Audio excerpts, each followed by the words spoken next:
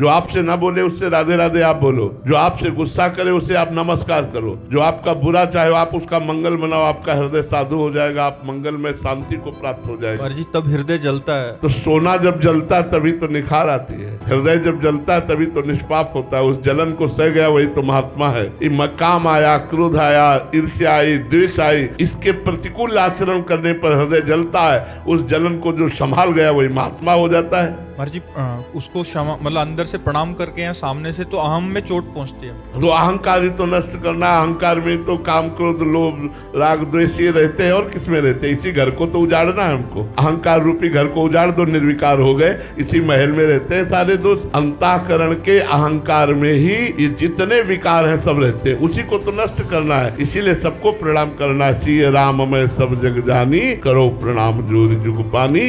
तभी आप निरहंकार होगे, तभी आप महान बनोगे, तभी आप हृदय में आनंदित होगे।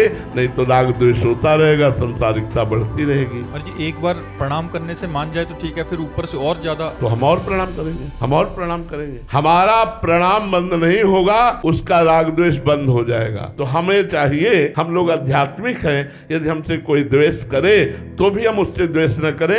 अपनी तरफ से द्वेष करना तो बनता ही नहीं है। सब में श्री भगवान विराजमान है, ये हम आध्यात्मिक उत्तर देते हैं। और ये कभी मत सोचिएगा कि यदि हम द्वेष करने वाले को क्षमा करते रहेंगे तो द्वेष करता ही रहेगा। नहीं, हमने आज देखा है वो प्रेम करने लगेगा, वो द्वेष नहीं करेगा, प्रेम करने लगे। क्षमा में बहुत बड़ी सामर्थ्य है और क्षमा सामने वाले को तुरंत बदल देती है। ये क्षमा आध्यात्मिक बल है, ये महान बल है। इसे सबको प्राप्त नहीं होता, सत्संगियों को प्राप्त होता है क्षमा करना। नहीं तो एक गाली दे तो दो गाली देने का मन होता है। जब एक गाली दे हम राधे राधे करके निकल जाए, यही हमारी आध्यात्मिकता है। क्षमा करना कमजोरी नहीं, बहुत बड़ा बल, बहुत बड़ा बल। क्षमा बलवान होता है, वो तो कमजोर होता है जो क्रोध करता है। क्षमा बलवान होती है।